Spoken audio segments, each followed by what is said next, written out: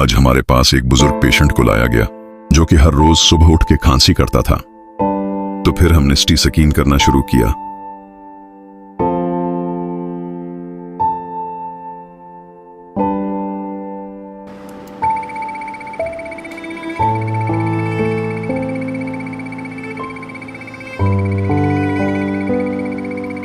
और थोड़ी देर की बाद जब मुकम्मल हुआ फिर हमने देखा तो इसमें बाबा जी की बीमारी सामने नजर आई। तो अगर आप या आपकी घरोली भी इस तरह सुबह उठ के खांसी करते हैं या कोई सांस की तंगी होती है तो जल्दी से डॉक्टर के पास जाएं और अपना चेकअप करवाएं।